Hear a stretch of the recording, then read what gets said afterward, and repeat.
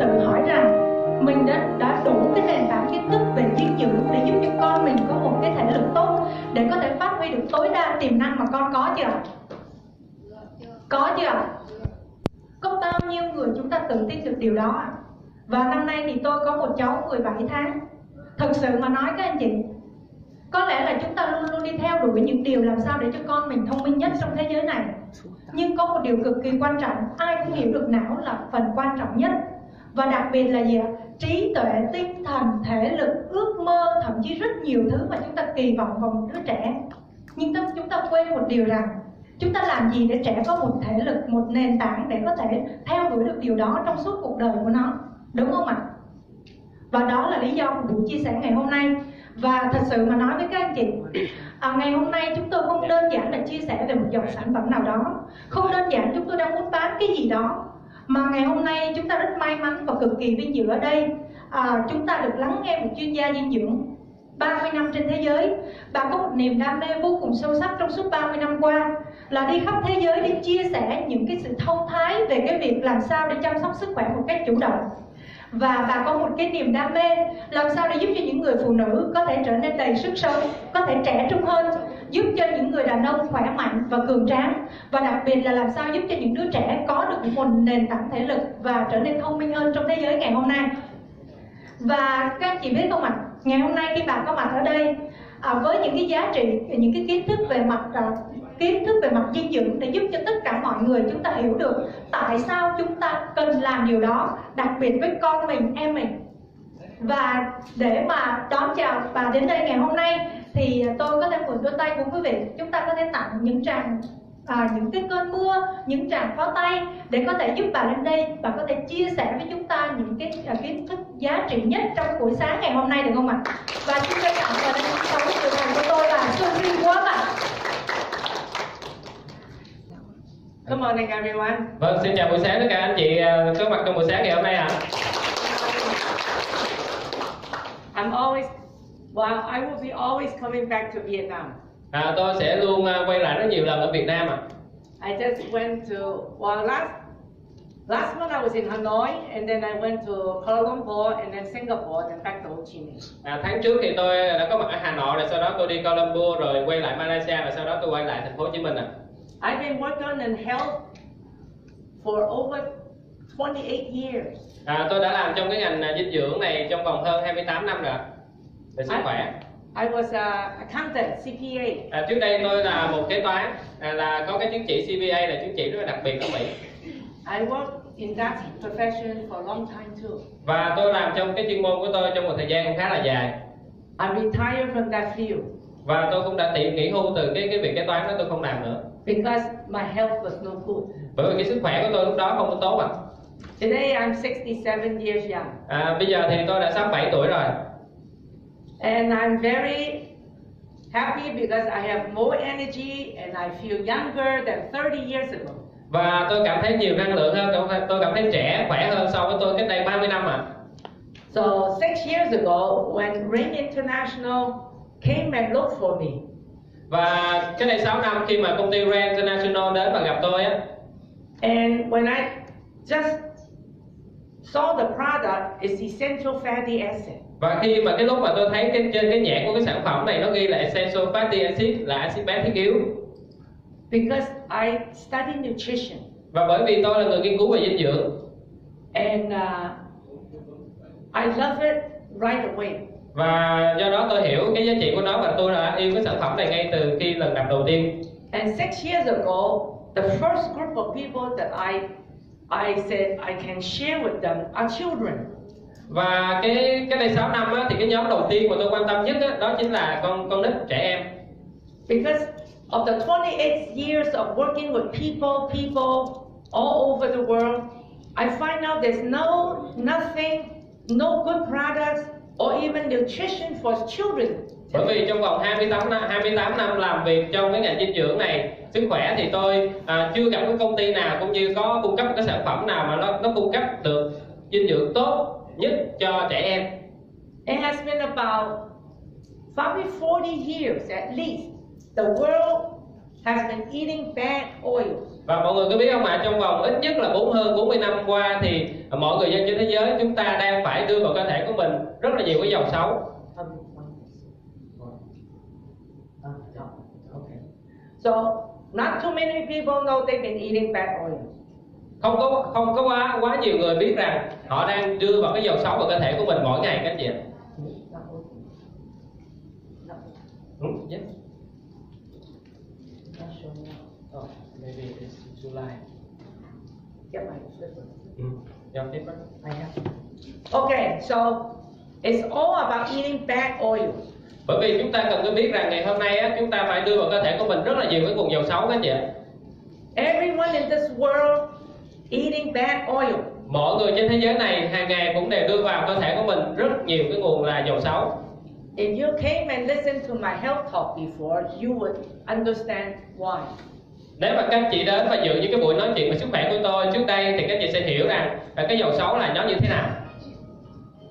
So, oil or fat has changed in the past 40 years. Dầu cũng như là chất béo nó đang thay đổi rất là nhiều trong cái vòng 30-40 năm qua các chị. Animal fat today, all the bad synthetic chemicals from drugs and medicines in the animals. Ngày hôm nay thì mỡ động vật nó không còn tươi, nó không còn sạch như trước nữa, mà nó toàn là những cái chất phụ gia, những cái chất kháng sinh để mà giúp cho động vật nó tăng trưởng nhanh thôi à. Because there are more and more people living in this planet and they have to grow the chicken in 1 month. Bởi vì quá nhiều người sống trong các thành phố lớn, do đó những nhà nông họ cần phải nuôi các động vật ăn thịt nó lớn thật là nhanh để mà xuất chuồng để bán ra thị trường. Yeah, the pig, the cow, they have to grow really fast. Họ cần phải con bò, con gà, con heo nó phải lớn thật là nhanh để làm thịt và đưa ra thị trường. Now the latest thing, the salmon. You know the salmon's going to grow in 2 months. Salmon fish. Cá ngừ thậm chí cá ngừ bây giờ chỉ cần 2 tháng thôi nó đã phát lớn rất là nhanh rồi.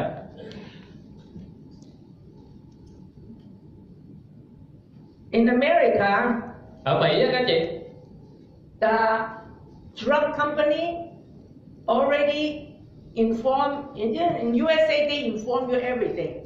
About 80% of the medicines, antibiotics are sold to the animal farms. Ở Mỹ thì luôn luôn họ công bố tất cả những thông tin các chị và họ thông bố rằng các công ty mà sản xuất về thuốc kháng sinh đó, thì 80% thuốc kháng sinh là được bán cho các nông trại. So you and I eating the chicken, the pig, the cow, the beef, eggs, fish, every day we're taking in medicine. Và thực ra là những con bò, con gà, con heo, thậm chí là cá thì ngày hôm nay chúng ta ăn đó thì chúng ta đang đưa vào cơ thể của mình rất nhiều cái lượng kháng sinh mà có từ những cái động vật này. 3 meals a day. 3 bữa ăn hàng ngày đó chị. That's why now many doctors are telling, hey, try not to give so much medicine to people. Dạ, và thành ra lý do đó là mà bác sĩ họ đang khuyên nhủ rằng hạn chế đưa vào những cái thuốc kháng sinh mà cho con người.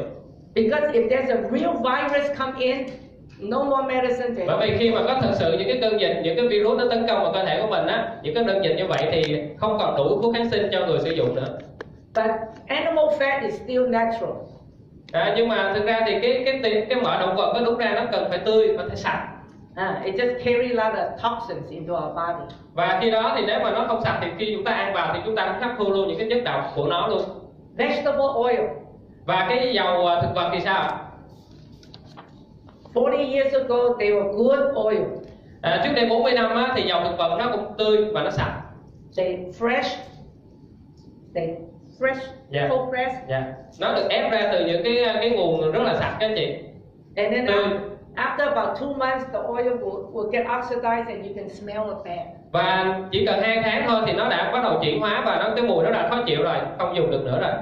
Today, all the manufacturers add preservatives to extend the shelf life of these oils. Nhưng mà ngày hôm nay thì các nhà máy sản xuất họ lại thêm chất hóa chất và chất bảo quản để là kéo dài cái thời gian sử dụng của cái dầu thực vật này lên. So all the cooking oils, và ra là những cái thứ dầu mà dùng để nấu ăn á, ngày hôm nay they already oxidized. Ngày hôm nay thì nó đã không còn tươi nữa mà nó là bị oxy hóa hết rồi. And all the medical society doctors, they know eating oil, bad oil actually trigger inflammation. Và ngay cả những nhà bác sĩ, các nhà chuyên môn về dinh dưỡng và chuyên khoa thì họ cũng hiểu rằng những cái dầu xấu này là nguyên nhân gây ra cái viêm nhiễm. The worst fat is this one. Và còn cái tệ hơn nữa đó là cái loại này. That is called trans fat. Thì cái loại này nó gọi là chất béo chuyển hóa các chị. They take the oil, they cook it in high heat. Nó chuyển hóa từ cái dầu thực vật á, dầu ăn á, họ đưa lên nhiệt độ rất là cao. And then from liquid turn to powder. Và từ cái dạng lỏng thì nó chuyển thành dạng bột. This is selling in the market for about 40 years. Và cái này đang được bán trên thị trường trong vòng 40 năm nay rồi ạ. But the past 20 years been very popular. Nhưng mà trong vòng gần 20 năm nay thì nó đang càng ngày càng phổ biến hơn với cái loại chất béo chuyển hóa này. We were brainwashed. Và they advertise and telling us a lie that có nghĩa là người ta những cái chương trình quảng cáo, những cái mà nói cho mọi người biết về cái này thì người ta giống như là tẩy não chúng ta, làm chúng ta không có cái nhận thức không có đúng về cái sự độc hại của cái chất béo chuyển hóa này. They tell us this fat is better than butter, is no cholesterol, healthy for us. So we listen to this lie for over 30 years. Thành ra là người ta cứ nói là cái này nó còn tốt hơn là dầu bơ đậu phộng này, các loại dầu thực vật khác. Thành ra chúng ta nghĩ là nó cũng tốt và chúng ta dùng nó bình thường. Now the news coming up. Và bây giờ thì sao? Khi những cái tin tức mới mà chúng ta biết về nó, Europe, America now require all the boxes of cookies, candies, everything labeled if they have more than 5% of trans fat. Và bây giờ châu Âu và Mỹ người ta đã có những cái cảnh báo và có những cái quy định rất là kỹ, nghiêm khắc về cái việc công bố thành phần của các chất béo chuyển hóa này. Tất cả những cái sản phẩm bánh kẹo, bánh quy vân vân mà có cái thành phần chất béo chuyển hóa nó cao hơn 5% thì phải được dán nhãn trên sản phẩm. But in Asia, no regulation. Nhưng mà ở châu Á thì lại không có bất kỳ một sự cảnh báo nào hết. They use this in the bread, in the cake, in the dessert, ice cream, 3-in-1 coffee, even baby milk. Và họ đưa cái này trong những cái thành phần nó có trong là bánh mì nè, kem nè, cái bánh quy nè, thậm chí có trong sữa của trẻ em nữa các anh chị. Và cái loại là cà phê 3 trong 1 đó. They label with a very fancy name. Và họ đặt luôn tên cái nhãn á, trên cái thành phần cái này á, trên cái sản phẩm á, rất là buồn cười, là khiến cho mình không có hiểu nó là cái gì. It's a non-dairy creamer. Họ có thể nói là đây là cái loại mà kem mà coi như là chất chuyển hóa từ hydro hóa vân vân. I mean, you think it looks like milk powder? Và mình nhìn nên mình nghĩ cái tưởng là nó là dạng bột sữa, đúng không ạ? Sữa bột. No, it's not from milk. Thực ra nó không phải là từ sữa các chị ạ. It's from very bad fat oil. Đây là nó từ cái loại dầu chất béo mà rất là tệ, rất là xấu các chị. This is the world we've been eating this. Và bây giờ cái dầu này á, cái loại chất béo này thì trên thế giới người ta cũng đang dùng rất là nhiều.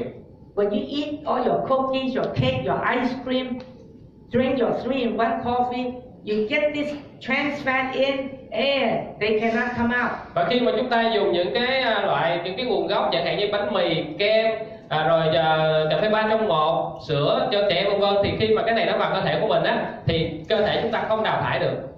Animal fat is better. Cái mỡ động vật thì nó đỡ hơn tí xíu. Now this one.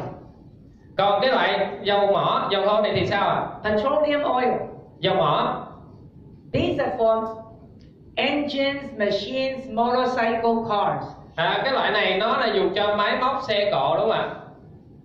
Petroleum oil make clothes. Và cái loại dầu mỏ này người ta còn dùng để làm quần áo, vải vóc. Make all the carpets. Nó là một thành phần có trong những cái thảm này. All the plastics. Những cái thứ đồ nhựa chúng ta dùng hàng ngày á. That's about what you see. Everything's petroleum oil. Chúng ta có thể nhìn thấy xung quanh đây tất cả mọi thứ này nó đều có thành phần là cặn dầu hỏa, dầu mỏ. But it should never be part of the food. Nhưng mà nó không bao giờ nó là một phần của cái thực phẩm của chúng ta hàng ngày được các chị. But we today, every day we're eating them.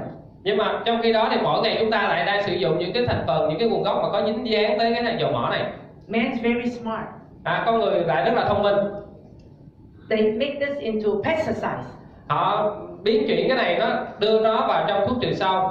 After the war, they find the worms in the apples, in the vegetable. They invent the spray and kill the bugs Và khi họ phát hiện trong quá trình nuôi trồng thì rất nhiều sâu bọ, đúng không ạ, côn trùng nó bám vào trái cây rau quả, thì họ lại đưa cái thành phần này vào thuốc trừ sâu để diệt trừ sâu bọ. No, they spray the worms in the apple, so the worms will die. Bởi vì họ thấy là khi mà họ xịt cái thành phần thuốc trừ sâu mà có cái dầu mỏ này lên táo chẳng hạn, thì côn trùng nó không còn, nó chết đi, nó bị tiêu diệt. But you and I all buy the apples. Nhưng mà mọi người chúng ta đều đang dùng táo, đúng không ạ, đều rất hay ăn táo, đúng không ạ? We're eating fruits and vegetables. Chúng ta hay ăn trái cây nè, trái cây rồi rau quả vân vân. The World Health Organization Và cái tổ chức sức khỏe thế giới estimated họ đã thống kê rằng each person eating 3 meals a day mỗi người chúng ta ăn 3 bữa ăn một hàng ngày is equivalent taking in 2 kilos of pesticides every year. Thì có nghĩa là chúng ta sẽ tích tụ trong cơ thể của mình khoảng 2 kg những cái thuốc trừ sâu này trong vòng 1 năm trời. 10 years will be 20 kilos. Thì nếu là 10 năm thì nó sẽ tích tụ được khoảng 20 kg, đúng không ạ? You don't exercise, nếu mà chúng ta không có tập vận động thể thao, no wonder you get fatter and fatter. Thì chúng ta sẽ thấy là có thể là chẳng có lạ gì khi mà chúng ta cứ hàng ngày càng béo lên. This is what the world's eating. Và đó là cái điều đang diễn ra trên toàn thế giới các anh chị. Our children are the most unfortunate group of people. Và rất là đáng tiếc là con nít của chúng ta cũng là một phần của cái việc ảnh hưởng từ những cái điều rất là tệ hại này. When they in the mother's womb, they already eating pesticides. Ngay từ khi em bé còn nằm trong bụng mẹ thì nó đã tiếp thu khỏi những cái nguồn thuốc trừ sâu này rồi từ mẹ rồi. In 1990, vào năm 1990 I was taking classes. Tôi có mở một cái lớp học. When I learned all these, tôi tham gia một cái lớp học và khi mà trong cái lớp này tôi học được có điều rằng US government said, chính phủ Mỹ họ đã nói from the Department of Agriculture, từ những cái nhà từ có nghĩa là Bộ Nông nghiệp Bộ Nông nghiệp. They say these pesticides will mutate the sex organ. Mutate, disturb. Có nghĩa là những cái thuốc trừ sâu này ảnh hưởng tới cái đời sống sinh dục và tình dục của những cặp vợ chồng. They call pesticides endocrine disruptors. Disrupt the hormone. Và cái thuốc trừ sâu cũng như là cái nguồn dầu mỏ này nó ảnh hưởng tới hormone của mọi người chúng ta, từ nam đến nữ. Especially harm the boys. Đặc biệt là ảnh hưởng tới các đứa trẻ, bé trai các chị ạ. All the medicines are from petroleum oil. Và chúng ta cũng cần biết rằng những cái thuốc nó cũng là thành phần, nó đều có thành phần này từ dầu mỏ hết. They work. When you get sick, you go see doctor, you take medicine. It's good. Khi mà chúng ta bệnh, chúng ta gặp bác sĩ, chúng ta uống thuốc thì nó cũng tốt, đúng không ạ? But all the medicine label and they tell you they all have side effects.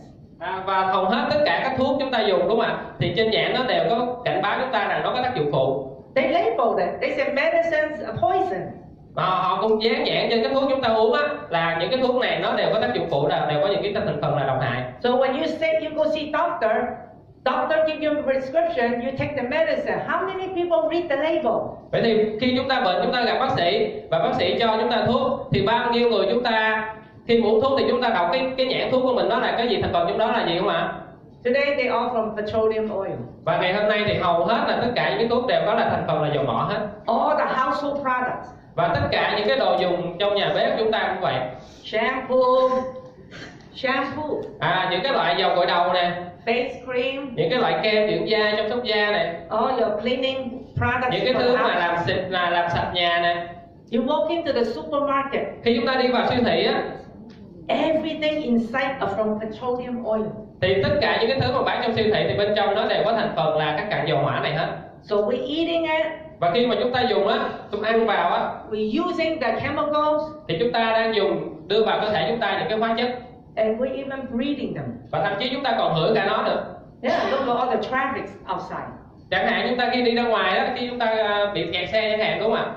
This is a book written long time ago, 50 some years. Đây là một cái cuốn sách mà đã được viết cách đây rất là lâu rồi, hơn 50 năm rồi. It's from America. Đây là một cái người bác sĩ ở Mỹ. It got translated to Chinese in Shanghai 3 years ago. Và cuốn sách này cũng đã dịch sang tiếng Trung Quốc ở Thượng Hải rồi. It's the most famous classic book on environmental. Đây là một cái cuốn sách rất là phổ biến trong cái giới khoa học đó chị. How to try to protect the world, the earth, the river, the water. You know, this is the scientist. Và đây là cuốn sách khoa học nói về cái làm sao mà chúng ta có thể bảo vệ được tự nhiên, bảo vệ được động vật, thiên nhiên các chị. Và nó là hoàn toàn là nghiên cứu khoa học đó. She tested 20 years after World War II. Và cái người bác sĩ họ viết trong cuốn sách này, họ đã thử nghiệm trên rất là nhiều năm sau cái thế chiến thứ hai. She researched in the ocean, the fishes, the animals in the forest. 20 years of science research. Và bà ấy đã nghiên cứu trên động vật ở dưới nước cũng như là động vật ở trong rừng hơn 20 năm trời. And he sent this book, the report, to the U.S. government. Và bà ấy đã viết cuốn sách này và gửi cuốn sách này và báo cáo cho chính phủ Mỹ. All these chemicals. Bà ấy cảnh báo rằng tất cả những cái thành phần hóa chất này. Yeah, everything you use at the home and pesticide, all medicine, everything. It's going to hurt your hormone, it's going to hurt your liver, and it's going to hurt your brain. Thì bà ấy cảnh báo rằng tất cả những cái thứ mà chúng ta thấy ở trên đây, đúng không ạ? Chúng ta dùng trong cuộc sống của mình hàng ngày á, thì nó ảnh hưởng tới hormone, nó ảnh hưởng tới gan, nó làm cho căng thẳng thần kinh của chúng ta. All summarize it in one thing. Và tất cả mọi thứ nó tổng hợp lại thành một cái điều. It will change all these chemicals go into your body, the blood, it will become female hormone. Và khi mà tất cả những cái hóa chất này đưa vào cơ thể của chúng ta thì nó sẽ chuyển hóa thành cái chất gọi là xenoestrogen, gọi là nội tiết tố nữ ngoại lai. Now we all know female hormone belongs to the ladies. Thành ra là cái nội tiết tố nữ á, là nó phụ thuộc, nó tạo lên nội tiết tố nữ và cái người phụ nữ. The female hormone do not belong to, should not go into the male body too much. Nhưng mà cái nội tiết tố nữ thì nó không thể có quá nhiều ở cái người nam giới được. Even in the airplane, I took this picture when I was taking an airplane. Và đây là cái hình ảnh mà tôi đã chụp được khi mà tôi trên đường đi lên máy bay ở San Jose Airport ở San Jose. Yeah, so everyone walk inside the airplane has to read this warning sign. Thì tất cả mọi người khi mà họ chuẩn bị bước lên máy bay á, thì họ sẽ đọc thấy cái bảng cảnh báo này. It's a warning, this area contains chemicals known to the state of California to cause cancer, birth defects, and other non-reproductive harms. Và họ cảnh báo rằng cái khu vực này mà các chúng ta chuẩn bị bước vào này bao gồm những cái hóa chất và được biết và công bố bởi cái tiểu bang California, và đây là những cái hóa chất gây ra ung thư và ảnh hưởng tới việc sinh nở cũng như là những cái vấn đề tai hại về sinh nở mà chưa được cảnh báo, chưa được công bố. This warning only required in state of California. Và cái cảnh báo này nó được yêu cầu đặt được trên cái đường mà chúng ta lên máy bay ở California các chị. Not in New York. Nó không có đặt ở New York. Because California very strict. Bởi vì California họ rất là kỹ và họ rất là khó trong cái vấn đề về sức khỏe. What's inside the airplane? Vậy thì có những cái thứ gì ở trong máy bay ạ? Carpet, thảm nè, chairs, ghế ngồi nè, all the dead little table, all chemical by petroleum oil. Những cái thứ mà chúng ta ngồi trong máy bay á, thì hoàn toàn nó đều là có thành phần là cặn dầu hỏa hết các chị. So you sit there, you breathe in the air in the airplane. Và khi mà chúng ta ngồi trong máy bay như vậy, chúng ta hít thở thì chúng ta đang hít thở những cái chất độc, đúng không ạ? Nó phát ra từ những cái thành phần, những cái đồ mà có trong máy bay các chị. Those chemicals go into your blood. It's the same thing you put it on your skin, and it's the same thing you eat it in your stomach. Và những cái hóa chất mà nó đi vào máu của mình như vậy á, nó cũng tương tự như cái việc chúng ta dùng những cái thành phần chúng ta bôi lên da, cũng như là chúng ta dùng thức ăn chúng ta ăn vào. Many people don't understand. Rất là nhiều người chúng ta không hiểu cái chuyện này. Actually, when we eat food, thậm chí thực ra là khi chúng ta ăn đồ ăn á, or eat medicine, hay là chúng ta uống thuốc á, your liver will try to neutralize. Thì cái gan chúng ta đã cố gắng nó chuyển hóa rồi, một phần rồi. If your liver is good, nếu mà gan chúng ta khỏe.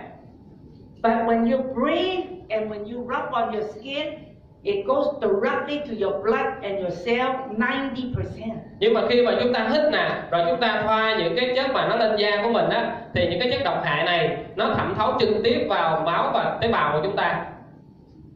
In Japan, ở Nhật Bản đó chị, a group of doctors, và có một cái nhóm bác sĩ ở Nhật Bản, they did the research. Họ đã làm một cái cuộc nghiên cứu. They take two groups of women. Họ chọn ra hai nhóm phụ nữ khác nhau. You know what? Too many women have uterus tumors. Rất nhiều phụ nữ ngày hôm nay họ bị cái khối u và tử cung. So two groups of women, one group continue using the shampoo, Và họ để cho hai nhóm phụ nữ này, một nhóm là vẫn tiếp tục dùng những cái dầu gội đầu, sữa tắm hàng ngày. the other group women stop using shampoo. Cái nhóm còn lại, những phụ nữ còn lại đó thì không dùng dầu gội đầu. Doctor tell them to use natural soap. Và bác sĩ kêu cái nhóm phụ nữ kia là không dùng dầu gội đầu mà hãy dùng những cái loại xà bông mà tự nhiên chị, làm sạch tự nhiên. Don't use the chemical one. Không dùng những cái thứ mà có hóa chất. After 6 months, Và sau 6 tháng chị, two groups of ladies have to check the size of the tumor.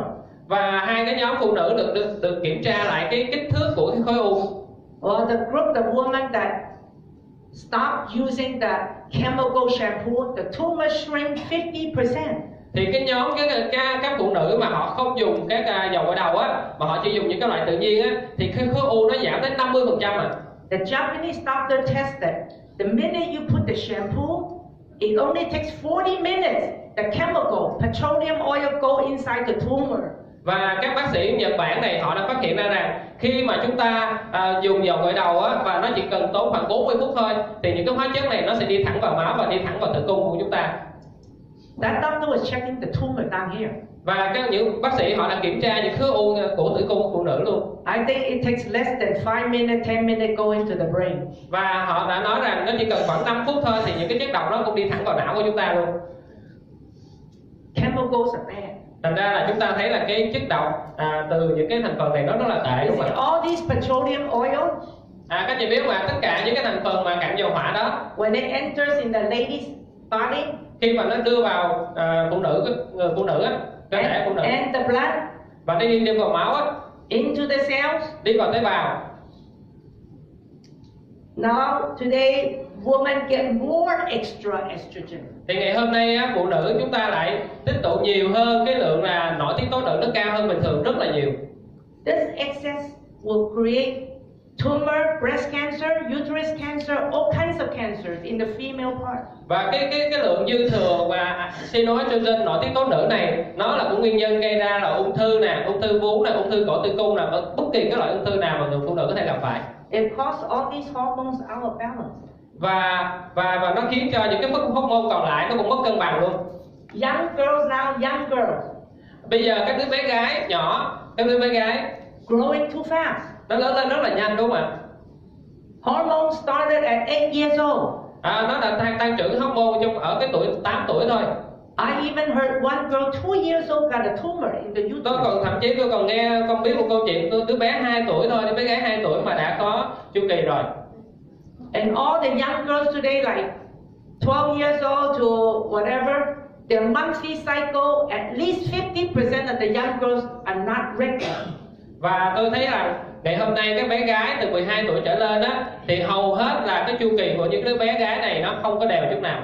Now the governments even, some country even require that young girl like age 12, 13 to get a cervical vaccination for prevention. Và chính phủ Mỹ và rất nhiều quốc gia ngày hôm nay đã đề nghị rằng những cái đứa bé gái thậm chí từ 8 tuổi, 12 tuổi đã phải chích ngừa những cái kháng sinh để chống ung thư cổ tử cung rồi. Do you think this can solve the problem? Các chị nghĩ rằng những cái điều đó có thể là giải quyết được cái vấn đề này không ạ? That vaccination already is from petroleum oil. Thậm chí những cái nguồn kháng sinh này nó cũng là có thành phần là cặn dầu hỏa luôn. It will add more. Thì nó lúc đó là càng đưa thêm làm tăng thêm cái lượng estrogen, cái nội tiết tố nữ thêm nữa. How can that help these young girls? Thì làm sao nó có thể giúp được những cái đứa bé gái này ạ? I'm telling you, we will see more young girls getting breast cancer, dying of cancer. Tôi có thể nói các anh chị biết rằng rồi chúng ta sẽ thấy là cái tỷ lệ mà bé gái bị ung thư vú nó sẽ còn tăng lên nhiều hơn nữa bởi vì những cái điều này đang diễn ra. For men, Nam giới thì sao ạ? it's even worse. Nam giới thì còn tệ hơn nữa. Men is supposed to be testosterone. Nam giới thì đáng lý ra thì cái nội tiết tố nam testosterone They say it got to be more than the other hormones. đáng lý ra thì cái testosterone nó phải cao hơn các loại hormone còn lại. Men and women do different things. Bởi vì nam và nữ nó có tạo khác nhau, đúng không ạ? Có những cơ thể khác nhau. We think differently. Chúng ta cũng suy nghĩ khác nhau. But guess what happened? Nhưng mà chúng ta hãy xem chuyện gì xảy ra. Now because everything we eat, we use, we breathe, everything is female hormone. Nhưng mà mọi thứ chúng ta cũng đều dùng chung, cũng ăn chung, đúng không ạ? Cũng hít những cái thứ như mà nãy tôi liệt kê thì cái lượng nội tiết tố nữ ở nam giới nó lại cao hơn rất là nhiều, vượt trội luôn so với là nội tiết tố nam. You know what? When parents don't understand nutrition, Các anh chị biết không ạ? Khi mà các ông bố bà mẹ mà không hiểu về những cái thông tin dinh dưỡng này á, and just about 95% of people don't understand. và tôi thấy là khoảng 95% mọi người không biết về cái này và không hiểu về cái này luôn. We buy what's out in the store. Chúng ta cứ đi ra ngoài cửa hiệu và mua bất cứ cái gì chúng ta nghĩ chúng ta mua We được. watch television, follow the advertisement. Chúng ta cứ xem những cái quảng cáo của TV rồi cứ thấy nó hay rồi chúng ta mua về nhà, đúng không ạ? This is what's going to hurt our children. Chúng ta hãy xem đây là những cái gì mà nó có thể ảnh hưởng vào cái hại đến con nít của chúng ta. When the boy's body the blood has more estrogen in excess of the testosterone, something gonna be bad. Những cái đứa bé trai nếu mà cái nội tiết tố nữ của nó mà nó cao hơn cái nội tiết tố nam á thì nó sẽ gặp rất là nhiều cái điều tệ hại. It triggers the male body doing different things. Đó, thậm chí chúng ta có thể đơn giản thấy là những đứa bé trai nó sẽ làm khác đi, đúng không ạ? Nó thay vì nó mặc đồ con trai thì nó lại mặc đồ con gái. That's why now, last year I met my friend here from New York. He's a 68-year-old man. 68. Thành ra là cách đây ở một thời gian ngắn vừa rồi tôi gặp một người bạn, một người đàn ông khoảng 68 tuổi ở New York. He had breast cancer. Ông ấy cũng bị ung thư vú luôn. He's a man. Đàn ông đấy các anh chị. There's more and more men suffering. Bây giờ rất là nhiều nam giới đang bị ảnh hưởng bởi những cái điều này các chị. Prostate cancer. Bị ung thư tuyến tiền liệt nè. Yeah, men cannot pee. Nam giới không thể đi tiểu được. Oh, it's happening so many. Bây giờ nó đang diễn ra rất nhiều đối với nam giới. The worst group is the children. Và cái điều tệ hại nhất là nó cũng diễn ra đối với các trẻ em của chúng ta. There's babies in the mother's womb. Khi mà cái đứa bé mà nó được trong những cái thời kỳ thai nghén đầu tiên của người mẹ, The baby's nutrition comes from the mom. thì những cái dinh dưỡng của đứa bé nó được cung cấp từ người mẹ, đúng không ạ? Here's all these young people out there eating all these chemical food. Trong khi đó các người phụ nữ mà có mang thai thì họ lại không biết như vậy, mà họ cứ ăn uống những cái thức ăn mà có toàn hóa chất không. It's true, they're all from America. Và điều này cũng xảy ra rất là phổ biến, và thậm chí ở Mỹ cũng vậy luôn ạ. There's the latest thing. There's over about 10,000 chemical additives that are in our food. Và họ ở Mỹ thì họ có một cái cảnh báo rằng có khoảng 10.000 cái hóa chất có trong những cái nguồn thực phẩm mà chúng ta ăn hàng ngày các anh chị. Oh, they know it. You're eating a piece of cake, Khi chúng ta ăn một cái miếng bánh ấy, or a piece of bread, hoặc là một bánh mì nè, at least over 40 chemical additives in that cake and bread. thì ít nhất là khoảng 40 các loại hóa chất khác nhau có trong cái bánh mì chúng ta ăn. That's what we're eating every Đó là morning. những thứ chúng ta ăn hàng ngày luôn, đúng không ạ? This poor baby, if this is a boy. Và nếu mà cái đứa bé này là một đứa bé trai thì sao? But then the mother's feeding estrogen. Và lúc này á thì người mẹ lại phải cung cấp cho con của mình á, có nghĩa là nuôi con của mình bằng những cái lượng xenoestrogen này. Now you know wonder why there's so many boys are suffering. Và bây giờ các chị hiểu lý do tại sao mà bây giờ cái đứa bé trai bây giờ nó bị rất là nhiều cái bệnh lý, đúng không ạ? It's estimated at least 10% of the children got mental problems. Người ta thống kê có khoảng 10% là cái đứa bé trẻ em bây giờ bị cái vấn đề về thần kinh. 80% are boys. Và trong đó 80% là cái đứa bé trai bị ảnh hưởng nhiều nhất. Now today you understand. Bây giờ các chị hiểu không ạ? Now you can go home tell your children be careful. Thành ra chúng ta hãy về nhà nói với con nít của mình, đúng không ạ? Trẻ nhỏ của mình mà biết cách chăm sóc con của mình, được không ạ? Don't eat all the junk. Đừng để cho nó ăn những cái đồ ăn lặt vặt linh tinh ở ngoài nhiều. This is what these foods are. Đây là những cái đồ ăn mà chúng ta thấy khắp mọi nơi, mà khắp các siêu thị bán đầy ngoài đường, đúng không ạ? Những cái đồ ăn vặt á. Nowadays I don't go to the supermarket. Bây giờ tôi không có thường đi vào mua đồ ăn ở siêu thị nữa các chị. Now that I understand. Bởi vì tôi là người hiểu rất rõ cái điều này.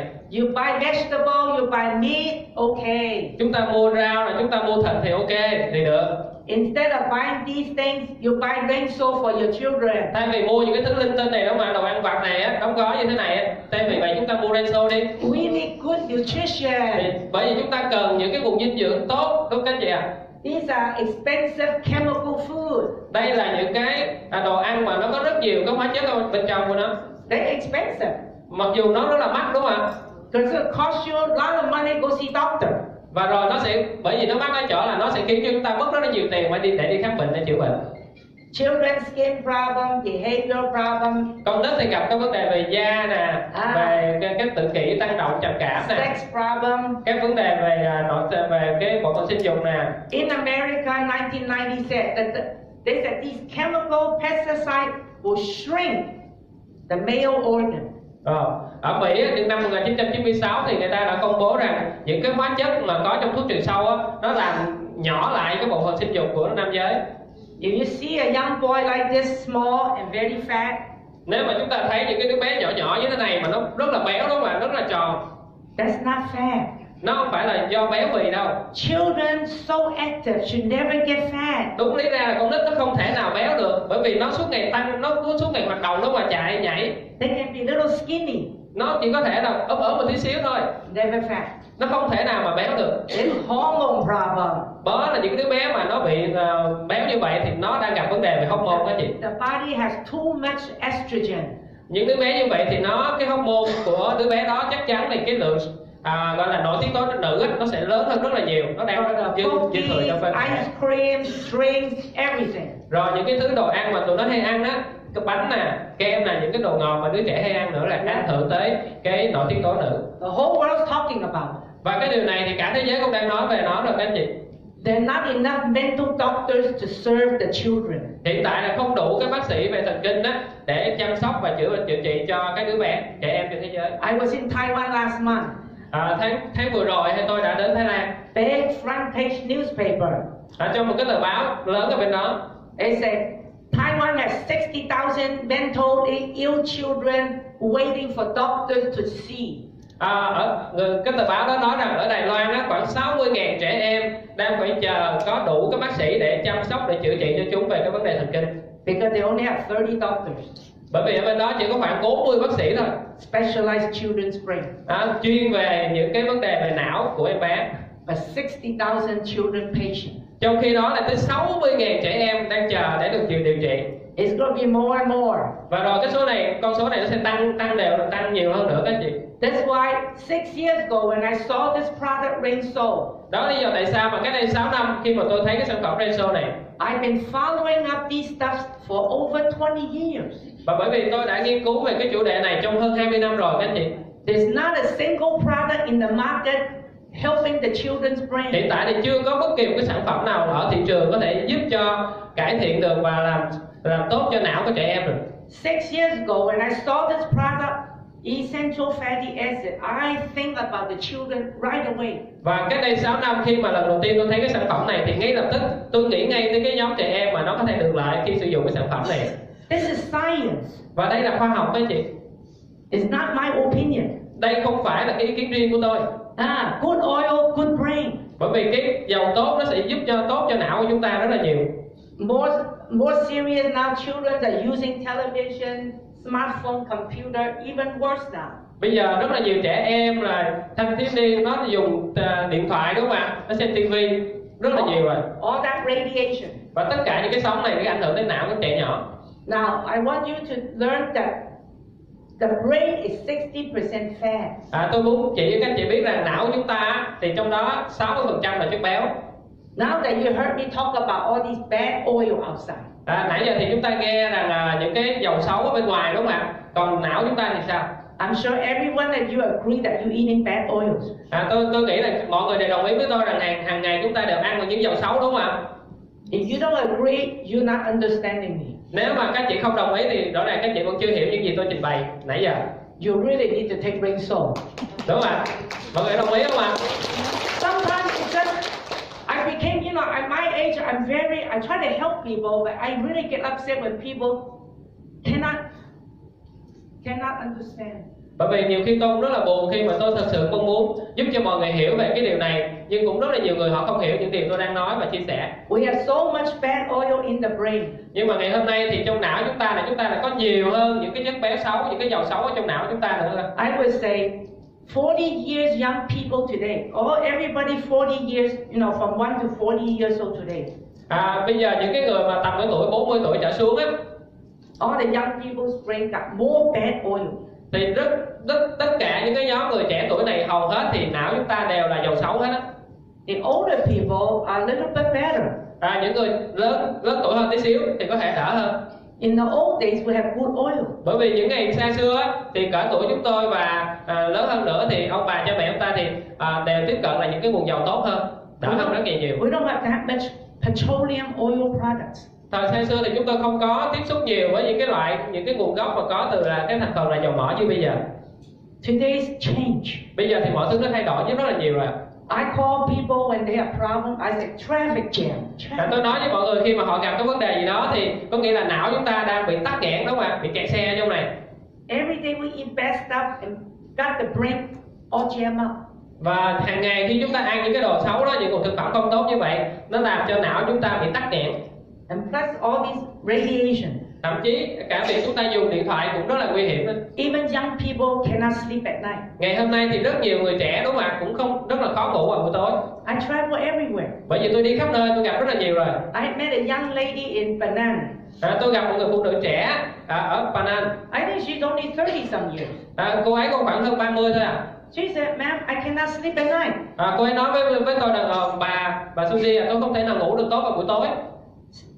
One week she can only sleep 2 nights. Một tuần như vậy cô ấy chỉ ngủ được có 2 đêm thôi. 5 nights had to take sleeping pill. 5 ngày còn lại thì cô ấy phải uống thuốc ngủ. You know when you can't sleep, you cannot sleep good, you're gonna suffer depression. Các chị biết mà khi mà chúng ta ngủ không được á, thì chúng ta sẽ bị trầm cảm. She has depression too. Và hiện tại thì cô ấy cũng bị trầm cảm luôn rồi. She came to my meeting. Và khi mà cô ấy đến thăm dự cái buổi hội thảo của tôi á, and then she asked me questions. Và rồi sau đó thì cô ấy hỏi tôi câu hỏi. She must walk out in 5 times. Walk out and then come back ask 5 times to ask me, is this rain so good for her? Trong cái quá trình hỏi như vậy thì cô ấy có phải đi ra, đi vào, đi ra 5 lần như vậy. Chỉ hỏi cái việc là tại sao, làm sao có thể dùng rain so để nó tốt cho não được. I really think she got problem. Và tôi đã nghĩ là cô ấy đã gặp vấn đề rồi. I said just take it. Tôi nói cô ấy là cứ dùng đi. A month later. Và rồi 1 tháng sau, I went back to Penang. Và sau đó tôi quay lại Penang. I had a meeting. Và tôi cũng có một buổi hội thảo. She came in. Và lúc đó cô ấy đến tham dự. After I finished my talk. Và sau khi tôi kết thúc cái bài nói chuyện của mình á, she ran up here to share. Và cô ấy đã lên đây để chia sẻ với mọi người câu chuyện của mình. She's smiling. Cô ấy đã cười được. She said, I've been taking 1 month of the rain so. Cô ấy đã nói với mọi người rằng tôi dùng cái rain so được 1 tháng rồi. Morning and night. Một lần buổi sáng và một lần buổi tối. She said, I sleep very good now. Và bây giờ cô ấy nói là tôi đã ngủ được tốt hơn rất nhiều rồi. Every night. Mỗi đêm tôi đều ngủ được. No sleeping pill. Không cần thuốc ngủ nữa. Even when I'm not taking rain so, I still sleep now. Yeah. Even when she's not taking rain so that day, she still can sleep. Ngay cả những lúc mà cô ấy không dùng rain so, cô ấy cũng có thể đã ngủ được tốt rồi. You see, she got the oil, you know, traffic jam, right? So clean up a little bit, she can sleep. Bởi vì chúng ta hiểu đúng không ạ? Khi mà cô ấy dùng rain so á, thì những cái tắc nghẽn trong não nó được làm, nó được dọn dẹp sạch sẽ đi, thì lúc đó không bị tắc nghẽn nữa thì cô ấy có thể ngủ được. I mean, you know, traffic jam, right? So if it's clear, then you can go. Khi mà nó tắc nghẽn như vậy, khi nó được làm sạch đi, nó thông thoáng rồi đúng không ạ? Thì mọi thứ thì diễn ra tốt đẹp. This is what's happening in our brain. Đó là những gì đang diễn ra trong não của chúng ta các chị. The brain controls everything. Và não thì nó kiểm soát hầu như mọi thứ. Okay, today I'm not talking about the brain. Hôm nay thì tôi không nói gì về não. But you can get the material from them. It's very important. Nhưng mà các chị có thể lấy những cái công cụ, những cái tài liệu từ những người mời các chị đến đây để chúng ta hiểu được rằng cái não nó quan trọng như thế nào. It controls your hearing. Nó kiểm soát cái việc chúng ta nghe nè. Right here, the back of the brain. Ở phía sau cái não của chúng ta đó. I had a young girl in Hong Kong. Tôi có một cái câu chuyện mà cô gái trẻ ở Hồng Kông. She's in college. Cô ấy vào trường đại học. About 20 years old. Cứ khoảng 20 tuổi thôi các chị. Because her friend taking rain so get a very good result on her skin. Bởi vì cô ấy thấy bạn của mình dùng kết quả rất là tốt đối với da của cô ấy, bạn của ấy. So she said, can I take your product to help my ear? Và cô ấy hỏi bạn cô ấy rằng liệu cái sản phẩm này có giúp cô ấy nghe lại được không? Yeah, it's in the brain. Đấy, bởi vì cái rain so nó giúp cho cái việc nghe của chúng ta. So all I asked the girl is that, was the hearing come from birth or was that after? Tôi chỉ hỏi cô ấy rằng khi mà cô ấy bị điếc như vậy không nghe được đó, là do từ cái lúc sinh ra đã bị rồi, hay là bị một cái sự cố nào đó trong cuộc sống thì cô ấy mới bị như vậy? It was like birth. I don't think anybody can help. Khi nếu mà nó bị từ khi sinh ra thì tôi nghĩ chả có thứ gì có thể giúp được cô ấy. But she said it was after a fever. Nhưng mà cô ấy nói với tôi rằng cô ấy bị như vậy sau một cái cơn sốt. And then she lost the hearing. Và sau đó thì cô ấy bị không nghe được nữa. Only 2%. Chỉ có phải nghe được khoảng 2% thôi. I said, well, try it. Ok, tôi nói thì vậy thì thử đi. This is food. Bởi vì nó là thực phẩm. We told her to take 4 packets. Và tôi kêu cô ấy dùng 4 gói. See, it's probably when it's fever and the nerve got swollen and just disturbed the brain. Và có thể là khi mà cô ấy sốt á, thì những cái chấn động ở trong não nó diễn ra và nó làm cho tắc nghẽn một phần nào đó trong não. See, your body, if you give the nutrition, your cell will repair. Và trong cơ thể chúng ta, khi mà chúng ta cung cấp đủ cái dinh dưỡng cần thiết á, thì tế bào của chúng ta lúc đó nó sẽ tự làm việc, nó sẽ sửa chữa những cái lỗi hiện đang xảy ra trong cơ thể. Please don't ever call rain soles a medicine. It's not a medicine. Thành ra chúng ta đừng có nói và nghĩ và coi như nói cái rain soul này là thuốc các chị nó không phải là thuốc. It's a food. Nó là thực phẩm các chị ha. You take the food, the nutrition will feed your cell. Thành ra khi chúng ta dùng thực phẩm này, những cái dinh dưỡng nó sẽ cung cấp cho tế bào và lúc đó tế bào sẽ làm được cái việc mà nó cần phải làm. She took 4 packets after 1 month. Và cô ấy dùng 4 gói sau 1 tháng. Nothing. Cũng không thấy gì xảy ra. So we said, because the rain soul has anti-inflammation certificate, so we told her, why don't you increase to 6 packets? Và tôi nghĩ rằng chắc chắn là rain soul nó có tác dụng, bởi vì rain soul đã được chứng nhận là có cái khả năng chống viêm. Thành ra là tôi đã kêu cô ấy là tăng liều lên và dùng đến 6 gói. Yeah, 2 packets 3 times a day. Mỗi ngày như vậy dùng 3 lần và cứ mỗi lần thì phải dùng 2 gói là 6 gói một ngày. After 2 more weeks. Và chỉ sau 2 tuần nữa thôi, sau đó one day her ear just pop open, she hear everything. Và tới một ngày khi cô ấy thức dậy thì cô ấy đã nghe lại được bình thường. Very happy. Rất là vui đúng không ạ? You know, for young person. Đó là một cô gái trẻ đó chị ạ. This is the power of nutrition. Và đó là cái sức mạnh của vùng dinh dưỡng đúng đắn mà khi chúng ta đưa vào cơ thể của mình. You have to take enough nutrition, your body will be strong. Khi chúng ta dùng đủ cái dinh dưỡng cần thiết cơ thể thì lúc này cơ thể chúng ta sẽ rất là mạnh mẽ. And it's true, when you are sick, you need to go see doctor. Tất nhiên khi mà chúng ta bệnh thì chúng ta cũng cần phải đi khám bác sĩ. You take the medicine, you heal, then you should take on good nutrition every day. Khi mà chúng ta dùng thuốc là đã để trị được cái bệnh lý tức thời lúc đó thì chúng ta dùng thêm dinh dưỡng đúng không ạ? Để giúp cho cơ thể chúng ta tự sửa chữa những cái lỗi nó đã diễn ra. Phone radiation 80% hit the child's brain. Và ngày hôm nay những cái sóng điện từ điện thoại cũng đã ảnh hưởng tới não của trẻ em của chúng ta. 10 years old is about 60%. Những đứa bé khoảng 10 tuổi thì nó ảnh hưởng tới 60%. 60%. Yeah, adult is about 10%. How many? 60. The first. The first one 80%. Trẻ nhỏ 6 tuổi, dưới 6 tuổi thì bị ảnh hưởng tới 80% các anh chị à. Còn 10 tuổi bị ảnh hưởng bởi 60% và người lớn thì 30% ảnh hưởng tới não bộ bởi sóng điện tử. Don't give your child the mobile phone. Thành ra là chúng ta đừng có đưa con nít trẻ nhỏ, con cháu của mình ở nhà sử dụng điện thoại di động các chị ha.